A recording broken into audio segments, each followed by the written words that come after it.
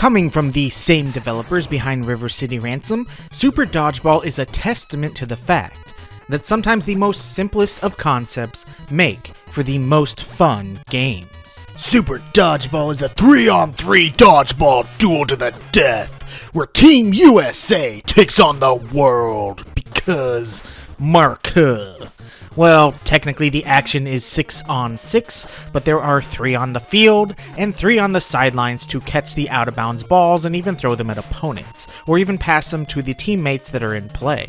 This adds actually some surprising strategic depth to a simple game. In fact, for a simple dodgeball game, there is a ton of strategy and depth here. Players can jump, dodge, pass, and throw the ball. They can also do power shots with which to decimate their opponents, should they not be caught or dodged, that is.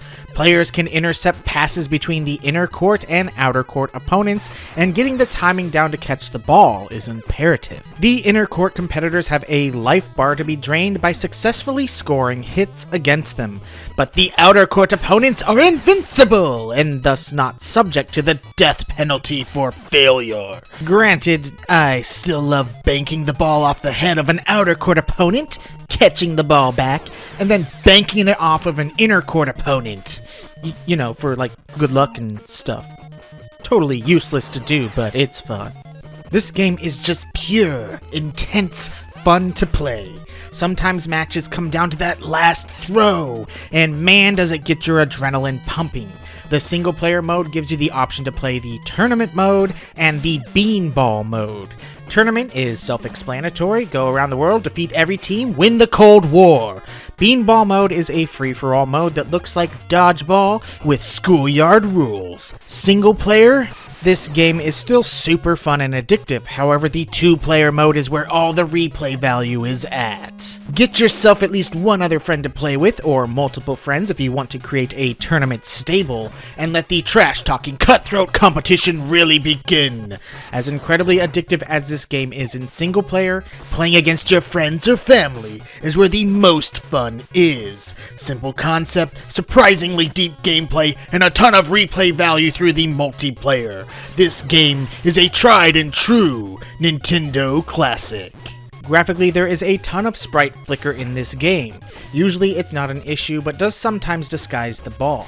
The music is great and even takes on the cultural tones of each team you play against. The only exception is the annoyingly high-pitched flute, which plays in the music in the Kenya stage. That stage also seems to overload and slow down, but I'm not sure if that's just an issue with the Retron 5 emulation I'm using for this review, or if it's true to the original hardware.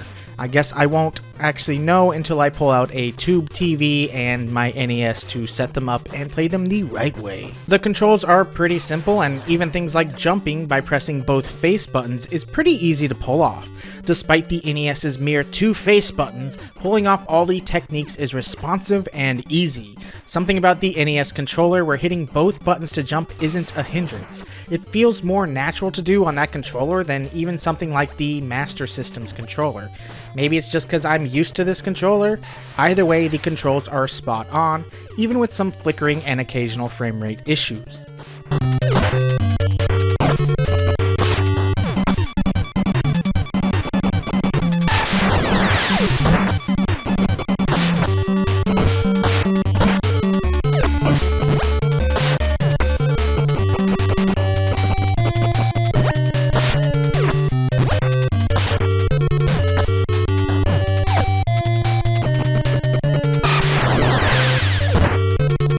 The bottom line. Super Dodgeball is still the best dodgeball game I've ever played. As I said, this is a tried and true classic. Simple concept, deep gameplay, and simple fun. This is a game that every NES owner needs to put in their collection, and it's actually surprisingly rather affordable.